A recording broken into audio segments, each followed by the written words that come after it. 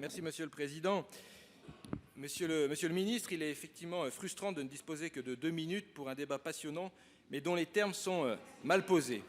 Plus de 50% de la viande ovine consommée en France est importée. Hasard du calendrier, nous sortons d'un débat sur l'abrégeant projet d'accord de libre-échange Union européenne-Mercosur. Les mêmes élus qui soutiennent le libre-échange vont maintenant nous expliquer que tous les maux de l'élevage sont liés au loup.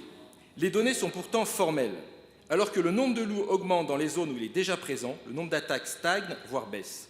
Le dernier plan loup, œuvre de Nicolas Hulot, semble avoir plutôt bien fonctionné pour favoriser une indispensable cohabitation entre le loup et les activités humaines, mais également et surtout pour redynamiser l'élevage ovin et le pastoralisme. Pourquoi ne pas en avoir fait le bilan ? Essayons tout de même. Selon la Mutualité sociale agricole, le secteur ovin est l'un des secteurs agricoles où le renouvellement des exploitations est le plus important, autour de 90% contre 50% pour l'élevage bovin, allant jusqu'à 150% dans certains départements. Les départements où l'élevage ovin diminue, Haute-Vienne, Allier, Lot, ne sont d'ailleurs pas ceux de présence importante du loup. En proposant un plan loup uniquement axé sur la facilitation des tirs, vous avez donc réussi l'exploit de réunir les éleveurs et les associations environnementales contre vous.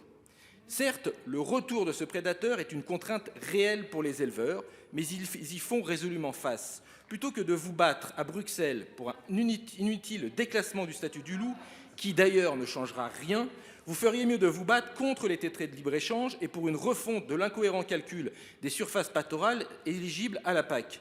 Nos éleveurs attendent des réponses concrètes et de l'accompagnement, notamment pour les frais et les contraintes engendrées par les chiens de protection, pas de la démagogie. Reposons les termes de ce débat, Monsieur le Ministre. Comment allez-vous réellement assurer l'avenir du pastoralisme ? Monsieur le Ministre. Monsieur Gontard, pourtant vous êtes dans un département qui est un département fortement prédaté et je me doute, je ne vous fais pas de grief, mais enfin quand même, quand vous êtes éleveur ovin et que vous êtes attaqué 15 fois par an, vous croyez que ça incite à s'installer dans la joie et le bonheur et l'allégresse ? Monsieur Gontard, faut décrire la réalité, parce qu'à force de dire aux gens des choses qui ne sont pas la réalité, vous nourrissez tous les populismes.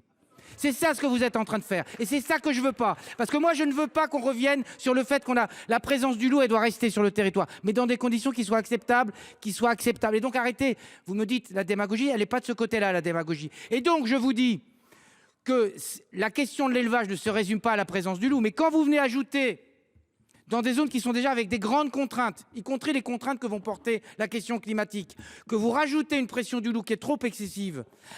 Je n'ai pas dit ça, vous savez très bien ce que j'ai dit. Écoutez les discours, c'est vous qui êtes dans la caricature. Pitié, essayez de ne pas être dans la caricature pour une fois. Ça nous fera grand bien dans le débat public. On a besoin de faire évoluer le statut de l'espace parce que ça changera quelque chose.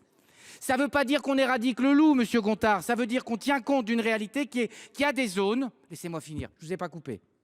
Qu'il y a des zones où la pression lupine est trop forte pour qu'elle tienne une capacité pour les éleveurs à se maintenir. Il y a des zones où on sait très bien que les éleveurs ne vont plus. Il y a de la progression de la friche dans ces territoires-là. Quand vous aurez des incendies, vous aurez gagné quoi, Monsieur Gontard ? Vous aurez gagné quoi en biodiversité ? Rien. Tout ça parce que vous n'aurez pas été capable, et nous n'aurons pas été capables ensemble, de changer de posture. Donc je vous invite à changer de posture. Et vous verrez, si on arrive à changer de posture et à faire évoluer sur ces questions de biodiversité le regard des uns et des autres, on arrivera à avancer sur d'autres sujets de biodiversité. Parce qu'à force de polariser sur le loup, on ne peut plus parler de rien. Et donc on a besoin de parler du reste et pas seulement des traités de libre-échange. Je vous rappelle en outre que les traités dont vous parlez, ils n'existent pas. Aujourd'hui, Mercosur, ça existe ? Non mais Mercosur, ça existe ou pas, Monsieur Gontard ? Non, ça n'existe pas. Et donc, ce n'est pas ceux-là qui sont la cause aujourd'hui. Après, il faut être vigilant pour la suite. Mais ce n'est pas ceux-là qui sont la cause des problèmes aujourd'hui. Voilà ce que je vous invite à faire, un peu de lucidité. Merci, Monsieur le Ministre. La parole est à Madame Cécile Cukierman.